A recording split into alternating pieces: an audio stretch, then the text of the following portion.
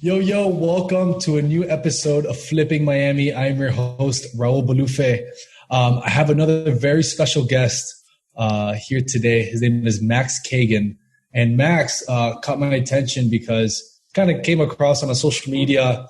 And basically, Max, he's an Airbnb master, right? He's involved with hotels and Airbnb, renting it out and doing all sorts of different things. So I thought it would be extremely interesting to bring him on and learn kind of what he's about and maybe some tips on how to get involved and just kind of see what that Airbnb world looks like. So I know it's a huge industry making tons and tons of money. So, Max, I appreciate you coming on, brother.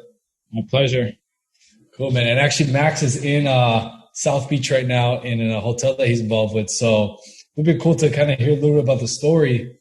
Dude, Max, it's kind of like take it from the top. Like, let's say we would have met like in like high school. What was kind of like Max like in high school? Like were you a good student, bad student? Did you play sports? Were you smart? Did you get good grades? Like what were you like back in the day? So back in the day I wasn't the most studious. I wasn't that great in school, but I was like the hustle, figure out how to make the cash. So I was never that great in school. I was on the basketball team, and I went to Indiana University for one semester, and I transferred to Miami for a year and a half.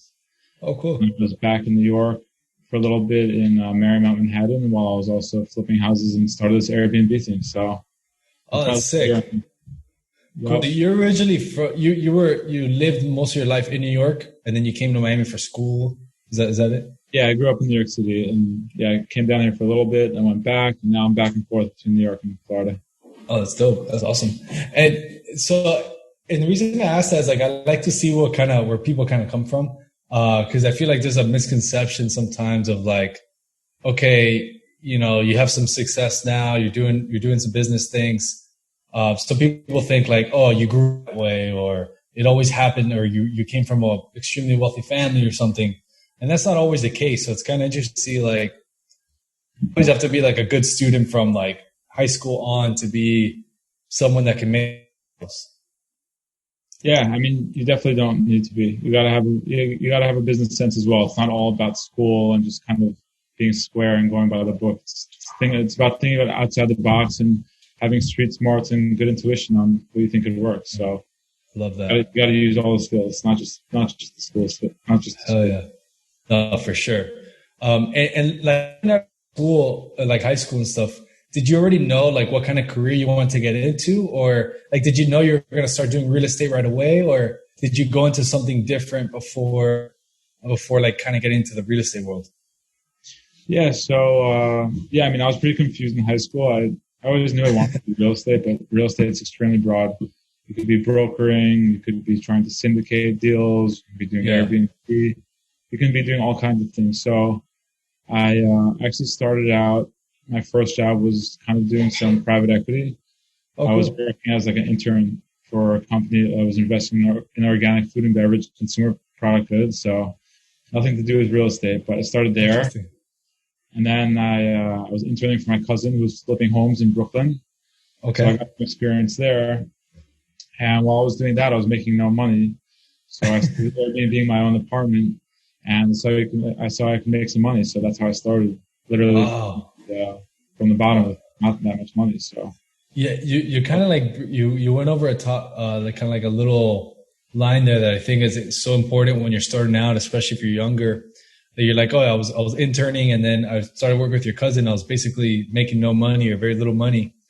But I think that's so key when you want to start in any industry to pretty much work for free or work for very little money with someone that's doing something. I feel like that's such a good way to get your foot in the door and like accelerate your process to get to be successful. Because when you're starting out, it's like you said, bro, like you can go into real estate. There's commercial, there's Airbnb, there's residential, there's leasing, there's so much shit. But you started working for your cousin doing flips, and like, although you're making no money or very little money, like you're able to learn the industry so quickly. Do you feel like that helped you out a lot, like accelerate, or you think kind of by yourself you would have figured it all out quicker, or what do you think? Yeah, for sure. It's always good to learn, and and kind of see what people are doing, and you never know what you're going to like or what you're not going to like. But yeah, I mean, a lot of people or young people always try and get the first job or try and get any job that's making money. And I think it's a good idea to take a step back and maybe take an internship for a few months here or there with someone that might be extremely experienced. Yes. Just to learn. You don't always need to make money, but those experiences could turn into millions if you play your cards right. So exactly. That's some people are just they want to like make money now, or they like they might be like, oh, I'm working, I need return for my time. But dude, if you want that like exponential return on your time or investment, you gotta like sometimes eat shit for a little bit, for lack of better words. You gotta like be the intern, be the new guy on the block, even if it's free. And like, I feel like maybe even you, I'm sure if somebody were to come to you that's like a hungry hustler, and they're going to say like, hey, Max, I'll work for you for free for like a couple months, I'm sure you'll be like, all right, let me see what you got. Yeah, I mean, yeah, for sure. People are always happy to teach people that are hungry and eager. So yeah, dude, I agree. That's a good point. Dude, Max, so let's kind of like fast forward a little bit. So then you started working with your cousin and all that stuff. What was that like moment in time, or was there some kind of like shift that happened that you thought like, okay, now I want to start doing something on my own. Like now I want to start my own business. Like, was it like one moment that you're like, all right, I'm gonna do this by myself, or was it like a couple of different moments, or I don't know, what was that like kind of process for you like? So the Airbnb idea I had was an idea I had, and I was playing around with it, and I heard some people that were doing it, so I spoke to them and like gained some knowledge about the business. And I decided to try it on my own apartment, so that wasn't that risky. I mean, it's not always the most ideal to have someone else in your apartment, but I did it, so it's worth it. Gotcha. And once I saw that working, I got my first apartment, and I started Airbnb-ing it. So once that happened, I started learning more about the business. Obviously, there's been many ups and downs throughout the past 5 years, but every experience is good. Yeah. And it makes you stronger and better for the next decision. So that's sick. Yeah. I mean, so basically like, and the reason I like that is because like you didn't need a lot. You know what I mean? Like you just needed your apartment.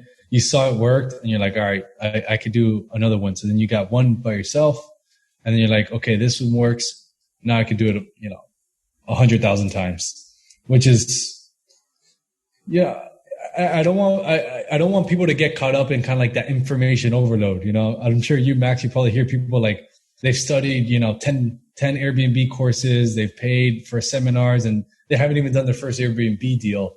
It's like, what do you say to those people? Like, what kind of advice can you give them to like get going? I mean, it's always good to take some courses and learn about the business. And I think there's always a starting point. So I think I might be scared to spend some money and try a new venture, but that's part of the journey. So I think that if you do some research and like you feel confident in it, everyone should be able to take a swing at it and hopefully succeed. If not, you'll learn a lot and catch them all the next time. But you gotta take action, man. You gotta take action. You learn and take action, dude. Max, so let's kind of get into what does roughly like your business look like now? I know we spoke personally about it, but I know you do it on the Airbnb. So do you rent and then rent like sublease, or do you buy and then Airbnb? What is that kind of like? So my typical business model is to take long-term leases on hotels or apartments or homes and then split them out. And the reason for that being is because your initial investment is a lot smaller than purchasing that property, which is a big increase on your return, because the capital down is not as much as it would be if you were to buy a hotel or buy a home or buy an apartment. So the barrier to entry is easier, which is great, and your cash on cash is a lot higher. Damn. And are there a lot of like hotels on the market? Like, are you saying that do you do like 10? Do you like lease out like 10 rooms, for example, or do you lease out that physical whole hotel? Let's say the whole hotel is 100 rooms. Do you do the whole hotel? Is that what you're saying? Yeah, now I've been doing a whole hotel, but when I started, I just started with one apartment here or one home there. Uh, So you got to just go at your own pace. And when you feel ready, you can take a few more apartments or a whole building or a whole hotel. yeah, Um, that's pretty cool. That's pretty crazy. Yeah, I mean, because like saying it out loud sounds pretty like scary. Like, yeah, I'm gonna lease a whole hotel, and then it's my job to rent it out to you know, vacation rental clients and stuff like that. Uh, what kind of like me listening to this, like what kind of like you don't have to go through everything, but what kind of like research do you do before you get into like a big project like that? Like, do you find out like how much they're renting for, and do you find out what like what kind of happens in your mind when you're about to like make a decision to rent out a big hotel or like some apartments? What are some things that you look for? sure. So, I mean, let's start with a simple version of it. So let's start with one Okay. apartment.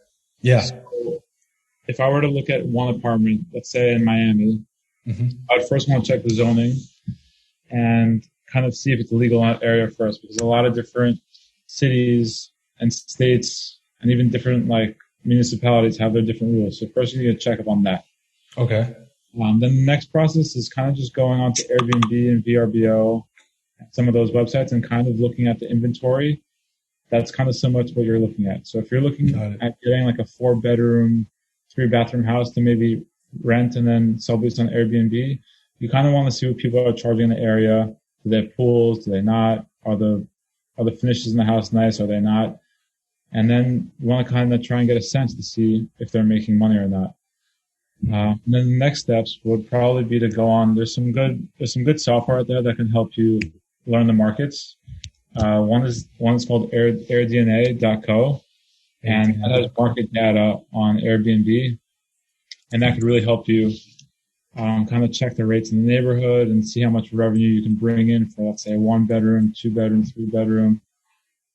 Yeah, I'll just dig into that, kind of do my research, Nice. and go from there. That's pretty cool. Yeah, so basically you look at like the zoning number one to make sure it's like allowed, or what are the rules, the exact rules in that specific like municipality. Then you see what are the rates going for, and on average is it what, like, are they usually rented like 20 nights a month or something, or does it depend pretty much throughout the country? Yeah, I mean, it depends. Like in New York City, sometimes the occupancy is really high, probably around like 90% or 95%. Wow. Puerto Rico, I have some homes and some apartments, and that's more like a weekend market, So people are going on vacation and they're not really going to spend their week there doing work or visiting their family. They're really just going there to spend a nice weekend and party or enjoy the beach. So Yeah. really differs. But in those markets, you can maybe charge a lot more for that weekend, so it can make up for the lost days during the week. So it all kind of evens out depending on how much the pricing is for that unit. Got it. And how much you can charge based on 40% or 90%. Gotcha. So it really just depends where you're at. Like, yeah, like you mentioned, if you're in Puerto Rico, you can't expect like 20 or 25 nights a month. You probably expect more like 10 nights a month or 15 nights a month. And then you do your numbers based that way. If you still make money on 10 nights a month, then it might make sense to go in there and dig a little deeper into it. Yeah, another like big common question I have from people is they're always like, what's the occupancy? Is the occupancy high? Is it low? And I always say, I don't think the occupancy matters. It matters on your revenue. Because you can have 100% occupancy and bring in $10,000 in revenue, or you could have 10% occupancy, or you can have like, let's call it 30% occupancy and bring in that same number of revenue. So it's not always dependent on the occupancy. It really kind of depends on the revenue. That's really what matters. Gotcha. And that happens mainly just depending on the house and the apartment, like how much it rents for, and the weekends and stuff like that. That's awesome. Exactly. You could have a house in like a 5-6 bedroom house in Puerto Rico, and the rent could be $5,000 a month, or you can have a 2 bedroom, 1 bath in the city, and it could be the same price, and they could possibly make the same amount of money. So it's always situational. That's pretty cool. Those are definitely some good tips to look at if you guys are even just thinking about jumping in, or maybe you have your own personal home or an investment apartment, or or house that you're looking at Airbnb, these are some really good things to look out for. And that website, the airdna.co, is good to kind of get some data on everything, make sure the zoning and all that stuff is legit. And as far as like the management side, or like, what does your team, your overall like team look like when it comes to like managing this stuff? Do you do it in house? Do you have people that you kind of refer them off to? It depends on the market I'm in. So Okay. for the most part, I have it run in house. That consists of people cleaning the units, guest communication. Those are probably the two most important things. And then Gotcha. deal with all the, you can have an accountant deal with finances, or you could do it yourself. Right, But right. in terms of just the working business, you really need a good cleaning staff, and you need a good communication staff to communicate with the guests and help with pricing. And you got to make sure they have a good stay to leave you a 5-star review. So that's really what Yeah. what's going. Because on Airbnb, I see that ratings are extremely important, and reviews and comments and feedback is important. So I imagine like you need the cleaning to be on point. You need people to be responding if they're messaging on the app and all that stuff, right? Yeah, no, it really matters. It really matters. You would be surprised, but there's a huge difference between like a 4-star or like a 4.8. You know, there's a lot more confidence in the higher star reviews. So there's all different things you can do to boost that up. You can leave people like little gifts and do certain things to help increase that. But you really want to make sure your guests have a good stay. That's awesome. Do you have any like horror story, like a horror like Airbnb story that like something went like completely shitty, or that comes to mind on a rental you had, or you know, like a client or something? You don't have to disclose their name or anything, obviously, but like any kind of like scenario that you could think of? Yeah, people actually ask me that all the time. So Yeah. a lot of people always think like if someone's coming to rent your Airbnb, they're probably going to trash the place. And surprisingly, that doesn't really happen that often. But there are some instances that come to mind when that happens. A couple instances in specific were in New York when it kind of gets to the low season, which is the cold months, January, February, March. I just furnished this new apartment. My rates were really low because I had no reviews. And it was low season, and I got a horrible client that was cooking drugs or something, and they shit. broken the beds. No. They actually copied the key so they would go back into the apartment. So that was a bad situation, but you get through it. You live and you learn. That's not going to be fun one day that you got an Airbnb and you go back in there, or you send your cleaning lady and to find out that there's a there's a little meth lab or some craziness going on in there. Dude, you know, I love this because it's so different than what I do. I'm more in the what we call wholesaling. I find I go direct to seller. I find discounted properties or apartments or land or commercial properties, and then I sell them right away to investors. So like kind of, and I have some rentals, but like the short-term rental thing is like fascinating to me. And like the way that I feel like I learned quickly to get success in wholesale was like I learned from a lot of mistakes from other people. What are some mistakes you think you've made in Airbnb, like in your business journey, that you feel can help that other people will avoid if they were to start or were to do this seriously? You know, like did you like, I don't know, rent properties in specific areas? Did you not do enough research? Did you charge too much, charge too little? You know, what are some mistakes that come to mind that you're like, damn, I wish I would have made that? Yeah, I mean, I think doing the research is a key thing. I've definitely gone to markets where they haven't been as successful as I wanted. I would probably say kind of to steer away from the markets that are kind of seasonal, because you really only have a small window of time when you can rent those units out. So if you miss those days, you can't get them back, and you only let's say have 2 or 3 months. Let's say you were to have a house in the Hamptons, you only have 2 or 3 months to make your money. Yeah, you can make some money in the slow season, but not as much. So I'd kind of stick to markets that have markets or cities that have more business going on all year round. That's one thing. And another good piece of advice would be to kind of really curate the apartments that you get or homes you get. A lot of people kind of have this idea that you can just get any apartment or get any home and just put it on Airbnb and start making money. But if you do take the extra time and put in the extra few dollars to make the rooms nice and make the place really nice, it will really, really increase your revenue and your numbers and your views. So that's super important. Got it. That's good. Yeah, I mean, those are probably two really good pieces of advice. Yeah. Yeah. Renovate the home and make it more, kind of give it like that homey hotel type of feel. I feel, right? Yeah, like that. Like you don't want to just, like no one wants to walk in and just find like two IKEA beds that are like not pretty, just in a room with the TV on the wall with nothing under it. Like you want to make it feel home. You want to make it feel homey and cozy and like somewhere someone would want to stay, not just like a place that you rented. Yeah.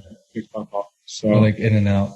And I feel like you got to make sure you have like towels and toilet paper and like things in the kitchen, because people typically are staying there. Like the reason they're renting an Airbnb, I think there's like a different little psychology. Like people who rent Airbnbs are different than people who go to hotels. Like people who want to feel maybe more of like that city that they're staying in. They want to feel, is that it? Yeah. They want to feel a little bit more of like an experience going to that city sometimes. And I mean, another big thing I try and do is kind of add some more sleeping space for people, because a lot of people are on a budget and Airbnb is kind of budget friendly. So if you have, let's say you have a studio, instead of just putting one bed there, you could possibly add like a day bed or maybe even a pull-out sofa. Kind of give them a little bit more for just the studio. Because if you have a studio that can sleep two, they can also go to a hotel that can sleep two. Gotcha. And yeah, I mean, the kitchen definitely helps. People like cooking their own food and it's more cost effective. So you got to kind of play into what they want. Put the blenders there, put a rack of spices there, like kind of make them feel homey and cozy and somewhere where they would feel at home. Yeah, dude, it's just, I mean, if you think about it, it's just a different psychology of the way to look at it. I mean, for me, when I do a rental, for instance, let's say I buy a house in kind of a $150,000 house, I do a basic renovation to rent it, so that people can mess it up, like I just anticipate that. Right. But kind of the Airbnb world or the vacation rental world, like you got to renovate it almost like with a little bit more of someone's going to live in here and like want to enjoy this space type of feel. For me, I'm just putting like basic things just to kind of take it. And, this is like a little bit different. This like, you got to think really. And I imagine like if you're doing it, like, let's say right on the beach, or if you're doing it like more in the city, you should change your kind of design, or you should change your feel up a little bit. Yeah, for sure. Like I'm in one of my hotels right now, and I put beach chairs in the closet, beach towels, and just things like that always increase value. And yeah, it's great. It's that much better than the place that doesn't have that. So you always want to see where you can add a couple things that will be better than someone else. Yeah. And like, do you typically, like, let's say for a regular house, like someone's starting off, they want to, all right, Max, this sounds interesting. I want to learn how to do it. I want to jump in. Do you, like, let's say I did my research, I found the zoning, you could do Airbnb there. The house is renovated. It's listed for rent. Do I make an offer for like a year lease or a 6-month lease or a 2-year lease, or what are some like tips as far as that? It depends, or what's your take on that? I would probably go with a year lease, because you can always want to lock yourself in for too long. And gotcha. It's kind of like too short to put all that furniture in and do that whole thing. But yeah, I would say a year is a good place to start. And yeah, I mean, I would probably want to tell my landlord and kind of explain the situation so they're more comfortable. You don't want to hit anyone with surprises.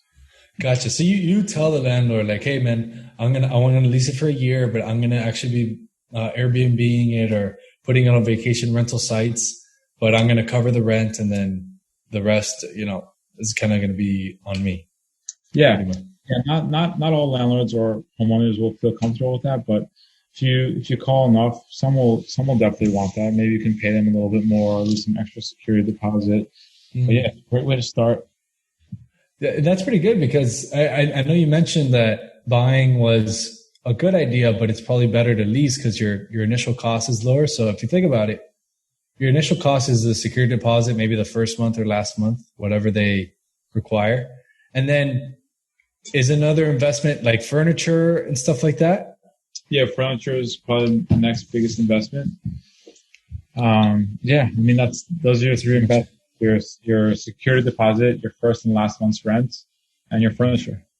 So you can get in there for cheap. Interesting. If you have a smaller property and you want to start small. Ah, got it. That's pretty interesting because like it sounds simple, you know. Like I don't know, I've never done one, right? So I can't talk much, but it sounds like um, it sounds pretty doable. And then I imagine you're gonna need like an Airbnb account and then you just put it online and all that stuff. Yeah, no, you would have to have an Airbnb account and do all that stuff. But Dude, that's sick. cool. That's sick. And I love that. I love that. And kind of like, how long did it take you for you to start kind of wanting to go bigger or do more, like get into like these bigger, like hotel type projects? Were you doing like your own like personal Airbnbs and getting one-off properties for like a year or 2 years? Like, how long did it take you to be able to get there and like, be like, all right, I'm going to put a whole hotel on Miami Beach or wherever, like how long was that? It took me like 4 or 5 years. So Yeah. like kind of worked my way up, and once I felt comfortable, I finally did it. But yeah, I definitely just didn't go out there and do that off the bat. Yeah. Yeah, no, the reason I asked, like, if you're listening to this and like, you're a hustler, you want to start, I definitely wouldn't start off by just making offers on hotels because I'm sure you got to know what you're doing, especially when the leases are really large, like that. And so, yeah, would you start with like apartments or houses? But what's your take on that? Let's say you're in South Florida. I'll probably start with a home. Okay. Maybe doing a home by the beach, somewhere between like South Beach and Palm Beach. Probably within a couple minute drive to the beach would be great. I think that's a good market, and some of those neighborhoods have low rent, so that would definitely be a good starting point. South Beach is pretty expensive, and so is Brickell and Wynwood and those areas, and I feel like they're saturated. But I think there's a good area of opportunity between here and Palm Beach. Love that. Dude, that's sick. And so kind of like moving on, what do you like see? What is something like you're excited about? Like, what's like kind of a next big move that, and you have to share like all the details, but what's like kind of like a next big move for you, for Max, like thinking ahead, like what's like a new project or something that kind of gets you going business wise? It could be personal as well. Yeah. So, I mean, obviously the market right now is pretty at risk. It's been hard for everyone to pay their mortgage or pay their loans on their properties. Hotels in South Beach are all closed. So it's going to be hard for owners to get out of it. And I'm sure that some are going to have to sell their buildings or get foreclosed on. So I think right now it could be a good opportunity to join in and get in on some purchasing opportunity. Gotcha. Yeah. So you're kind of just like watching the market, seeing what happens. And then, probably getting all your ducks in a row so that if some good deals pop up, you're ready to strike. Yeah, exactly. So I think right now, if I were to give someone advice, it'd be a good time to like kind of get to know the market and do some research and start looking at home values and see where you could add value or even scoop up a property for cheap, because I think there's going to be a lot of that. Yes, bro. Yes. I've already seen down here some prices drop more in the residential space. Dude, I'm always like kind of fascinated with people who, and you look relatively young, so like I'm always fascinated with people who are able to achieve very quickly. What are maybe like some habits that you've kind of created over time from when you started business and stuff like that you still use today that it's like helps you, get more, do more, make more money, things like that? Like, what are some habits that you do maybe on a daily or weekly or monthly basis that you're like, this really helps you? I think a great habit that everyone can do is work out in the morning. I think it's a great way to start the day and just get juices flowing. it's definitely a good habit, and that's helped me a lot. I'm just trying to keep a schedule instead of just being a little bit more lax with your time. Yeah. So, yeah, I mean, definitely just being more definitive with when you're going to do things, when you're going to wake up, and kind of outlining your day more than just kind of just doing the work as it comes.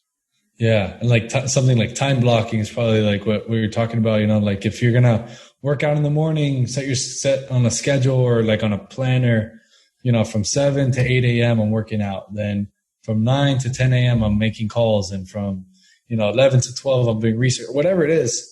I think like setting up some kind of like daily planner or schedule is, you know, really beneficial, especially when you get busy, man, and you got a bunch of stuff going on. Are there any like tools and stuff like that you use or like books or podcasts or things like that you listen to that could be helpful for maybe people who are starting out or wanting to like do a little bit more in their business? Yeah, I mean, I'm always looking at homes and looking at houses for sale. I love just going on Zillow. I think that's a great tool to kind of see what the market is and see how much home values are, how much rentals are. So I'm always on Zillow looking at homes for rent, for sale, and it's just an easy way to kind of look at any market. You can type in any market in the U.S. and onto Zillow, and you can see how much homes are, apartments are, how much the land is. So I really like to keep on top of Zillow and kind of just research my areas whenever I'm interested. It's fun also. I enjoy it. So that's one thing I like doing. And then another thing I like doing is I like reading The Real Deal. And there's some good Instagram accounts that will show recent trades, like Traded is a good one. And yeah, kind of just seeing what everyone's doing in the market. Kind of seeing maybe what you can do to copy them or do similar things to them or take some piece of what they're doing to add it to yours. Yeah. I forgot who it was. I think it was Da Vinci or I don't know. One of these smart ass guys said, good artists copy, great artists steal. So basically it's saying it's okay to copy what people do or to get ideas from people and do the same, but put your own twist on it. It's actually what some of the top performers in the world do, you know, like Kobe, you know, whether you like it or not, Kobe copied a lot of MJ's stuff.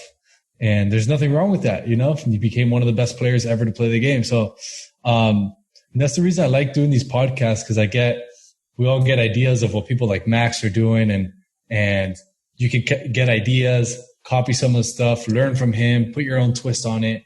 You know, if you want to jump into Airbnbs or not, like you understand like what's made him achieve the stuff that he's been able to achieve, and you can learn from people like that. Yeah, which is sick. Always. I mean, that's what it all is. You can't like reinvent the wheel. It's always kind of just seeing what someone else is doing and trying to do it better, or see where you can kind of just add value. So yeah, I mean, there's nothing wrong with hearing what people have to say or kind of copying people or doing as they do. Love it. Cool. I got like one like pretty big question, and maybe another question or two. We'll wrap this thing up. But Max, let me ask you this, man. When I tell you like $100 million, you know, in your mind, how do you achieve 100 million? Like, what's the next like $100 million play in your mind? You know, like in what industry, or kind of like how do you get there? For myself, it's kind of like get the wheels turning here. Yeah, sure. So, I mean, I'm really focused on the hotel space and the housing, Airbnb, and real estate space. So, for me, I'm trying to kind of look at these good opportunities that might come about in this recession. I think that would be a great way to start and kind of get properties for half of what they're worth or even less than that. So I think by doing that and maybe syndicating a few deals, I can get there hopefully sooner than later. That's sick. Yeah, because and kind of just thinking out loud, I feel like the hotels for you is probably pretty good because hotels are okay with people like you renting it because they're going to rent it to vacation people anyways. I feel like some landlords for houses or regular apartments are going to be like, oh, I don't want people coming in on my house or apartment. But a hotel, it's like people are going to come in and out of that thing anyways. Yeah. Yeah, I mean, it's all different, but for sure. Yeah. I mean, yeah, I'm again to adapt to. I mean, you always want to be adapting to what the society is going through right now. So, right now, all my properties are self-check-in, and I'm trying to eliminate as much Really? contact with people as possible. So, That's I think pretty awesome. that's a good way to cut down on costs and also kind of adapt to what the current situation is. Yeah, that's sick. That's sick. That's awesome. Dude, Max, let me ask you this, man. Let's say like you lost all your money, or Donald Trump came in and swooped in all your cash and all the stuff, but you still know what you know. What would you do like in today's time to get your first like Airbnb deal? What are some things you could do that you would be able to do to like be able to get your first Airbnb deal, start paying bills, and kind of just get back on track? It's a good question. Well, yeah, I mean, it's always scary to kind of lose your job or what you've been doing for however long, but Yeah. at the end of the day, you always have that knowledge. So I've learned what I've learned over the past 5 years, and sometimes you might not think it's as much as it is, but it's definitely a good amount of knowledge, and everyone has that through doing whatever they did. So Yeah. I'd probably try and find a small home or a small apartment or something cheap and maybe get some investors and just start back up with one home or one apartment, try and get back on track. But yeah, I mean, there's tons of big real estate developers that made a lot of money, lost all their money, made it back. There's always highs and lows for everyone's career. So Yeah. don't be discouraged to lose some money. Yeah, that's a really good point. Yeah, no, people go up and down. I think Donald Trump at one point was like $7 billion in debt or some shit like that. And he came back on top pretty nicely. So, and you're talking big numbers. So, if you're listening to this right now and you either lost your job, you're kind of coming up. I know this economy is pretty crazy right now. Or maybe you're starting and you only got a couple $100 in your pocket. Dude, I mean, from what Max is kind of saying, I mean, you definitely have to do your research and study, but it's pretty much as easy as finding an apartment or property for rent in a location that Airbnb is allowed, making an offer to rent the house for a year, and then setting up an Airbnb account or a VRBO or vacation rental, and making sure you do your numbers that you make money after you pay rent and expenses. Did I pretty much get that? Yeah. I mean, that's kind of the basics of it. Obviously, I'm sure there's more into it, but overall, that's kind of like... No, that's a good summary of it. Yeah, I mean, it's not too complicated, I would say. I mean, as I told you before, I'm not that smart, but I'm more street savvy. So yeah, I mean, that's kind of what you need to do. I'd be a little bit careful right now because tourism is hurting a little bit because no one can travel, right? And all these home bans. So I'd be a little bit wary of that. But I think doing research now would be a great idea because everyone's just sitting at home and nothing else to do. So I think it's a great opportunity to learn and just plan for the future. Yeah. I mean, at the end, it breaks down to two things. You learn, you educate yourself, and then you execute, man. Because you could sit there and learn a million times, but if you don't actually make an offer for a rental, or you don't actually go out there and look at a property, or set up your Airbnb account, like you're never going to physically deposit any money into your account from that business. So I love what Max is saying. Like, dude, guys, this is a good time to learn. Maybe Airbnb right now, this very moment, is not the hottest thing in the world because people can't travel. People are scared of other people right now. Have you noticed like some big kind of drops in your space in the hotel side and stuff? Yeah, I mean, a lot of hotels. I mean, Miami hotels have to be closed right now. So I mean, that's a big hit. But I think over time, it will kind of balance out. There's always highs and lows in the market. Yeah. I mean, it's hurting for everyone. So anyone out there that does have an Airbnb or does have a hotel, everyone's with you on this. So. I read something that it said that there's going to be about 700,000 Airbnb properties across the country. Not Airbnb, but vacation rental properties across the country supposedly coming to market. It's like an estimate, of course, right? This is like, people estimating based on what was purchased. So I think for people like us, like if you're listening to this, you're probably already ahead of the curve. But for people like us, like that just screams opportunity. Obviously this Corona stuff sucks. Yeah. None of us brought this thing from Wuhan. You know, like we were here minding our own business, and it came to us. So it's not kind of our problem. Obviously, we got to stay safe and make sure we're good and your family's good. But dude, I would start looking ahead and researching. Exactly. Yeah, man. That's really the best thing to do. Yeah, bro. So, man, look, you guys heard it from Max, dude. This guy, you know, pretty much from New York, kind of came, you know, he wasn't a straight A student, didn't come from royalty, nothing like that. He came and just kind of hustled his way, Airbnb'd his own apartment where he was living at just to see if it worked. It worked, got his next one and then the next one now. A couple years down the road, he's down in hotels and everything. So it just goes to show you, man, like you can come from any background and do pretty much different lines of business, and it's completely possible. Yeah, it is. Yeah, dude. I mean, what is like maybe the last thing, we'll wrap this thing up now. What's like the last thing you could say to some of the listeners? If someone who feels like they can't do it, or maybe like it's too hard, or they feel like giving up on this like Airbnb stuff, like what would you say to somebody like that so they can like come out on top? Yeah, I mean, now is definitely a frustrating time. So yeah, it's frustrating for me. I have tons of apartments and hotels that I have on rent. I do rent, and hundreds of thousands of dollars in rent I have per month.